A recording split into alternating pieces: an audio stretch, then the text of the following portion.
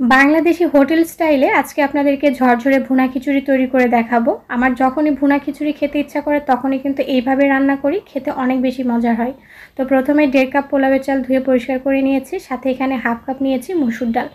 যতটুকু চাল নেবেন তার 3 ভাগের 1 ভাগ ডাল নিতে হবে, তাহলে কিন্তু এই খিচুড়িটা অনেক বেশি ঝরঝরে হবে। তো এই ডালটা আমি পরবর্তীতে ব্যবহার করব। এখন এর মধ্যে দিয়ে দিচ্ছি পেঁয়াজের কুচি, কাঁচামরিচের ফালি, এরপর কিছু গোটা গরম মশলা দিয়ে দিলাম, আর এলাচগুলো কিন্তু অবশ্যই থেতলিয়ে দিতে হবে, তাহলে কিন্তু খিচুড়ির থেকে খুব সুন্দর একটা সুঘ্রাণ বের হবে।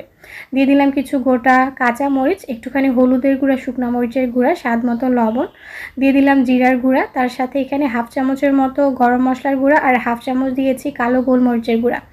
পরিমাণ মতো সরিষার তেল দিয়ে সবকিছুকে হাত দিয়ে খুব ভালোভাবে মাখিয়ে নিয়েছি। এখন এখানে পানি দিয়ে দিচ্ছি। চাল আর ডাল মিলে এখানে 2 কাপ নিয়েছিলাম, তো পানি দিয়ে দিলাম 4 কাপ পরিমাণে। তো পানি দিয়ে পানির মধ্যে যখন এরকম 2-1টা বলক উঠে এসেছে, এই পর্যায়ে দিয়ে দিচ্ছি ধুয়ে পরিষ্কার করে রাখা মসুর ডালটা।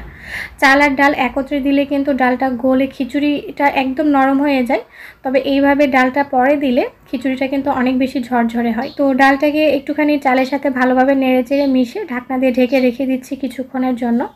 আর এই পর্যায়ে কিন্তু পানিটা একদম নিচে চলে গিয়েছে, তো একবার একটু উল্টে পাল্টে দিয়ে ঢাকনা দিয়ে ঢেকে আমি একদম লো আঁচে রেখে দিব 10 থেকে 15 মিনিটের মতো। আর এভাবে দমে রাখলেই কিন্তু চাল আর ডালটা কিন্তু ভালোভাবে সিদ্ধ হয়ে আসবে।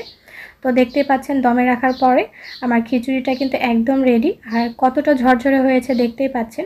এভাবে আপনারা কিন্তু বাসায় খিচুড়িটা তৈরি করতে পারেন, একদম হোটেলের স্বাদ কিন্তু ঘরে বসেই পাবেন।